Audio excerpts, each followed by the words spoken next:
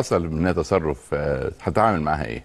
دلوقتي بقول لها ايه يا حبيبي، ايه يا بابا، تعالي يا ماما. هو انا متهيألي ان الاستاذ عمرو بيسألك عن الاسد اللي جنبك مش عن بنتك او ابنك في البيت. حبيبي وايه بابا ايه بس ده هو في ايه ولا انا شايفه ده ذكاء اصطناعي كده صح؟ ايه يا حبيبتي، ايه يا ماما كده، وبجيبها بالحنيه بقى.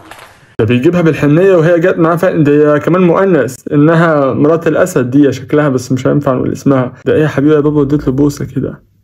نعرف واحد بيخاف يربي قطة، ده بيخاف من الكتاكيت يربيها في البيت، ده مربي. او في اسد تاني ورا في ايه يا جماعة، ده 2025 سنة جميلة بجد بالحاجات اللي بتظهر لي دي. لا يا حبيبي تروح مدياك بوسه؟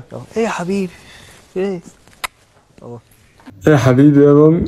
الدنيا طلعت بسيطة، ما هو يا جماعة ما الملك الغابة اهو طلع بسيط وسهل وجميل اهو. ايه يا حبيبي الدنيا، امال احنا ليه بنخاف منه وحاطينه في قفص؟ هي عارفه كلمه ايه يا حبيبي؟ قول له كده يا حبيبي كده. ايه يا بابا؟ لا هو دلوقتي عاوز مش همشي في العصايه.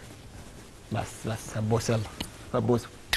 ده هتبوسه برضه؟ هو انت حضرتك بتدربهم ان هم يبوسوا ازاي ولا ايه؟ طب مش المفروض تدربهم على ان هم يبقوا مفترسين وشرسين او يتعاملوا ازاي مع الناس، ولا هو في ايه؟ تعالى هنا، تعالى هنا عشان الدكتور عمرو يشوفك كنت بتبص.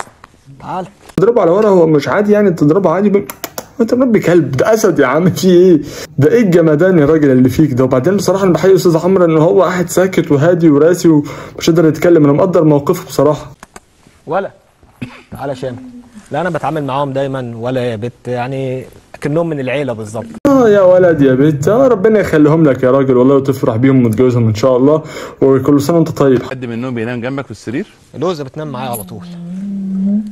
لوزه ايه؟ طب يا فندم، هم البني ادمين اثروا معاك فيها يا فندم؟ حضرتك يعني متجوز او خاطب او طب ما تتجوز طيب، ايه رايك؟ يعني ايه رايك في الفكره دي؟ وبدل مثلا ما لوزه الاسد يبقى لوزه البني ادم، ويبقى في تبات ونبات وتخلفوا صبيان وولاده او بنات. بامانه انت راجل جامد، بس انا مش هقدر اقول اكتر من كده. ربنا يخليهم لك يا رب وتفرح بيهم، وربنا يسترها علينا ان شاء الله.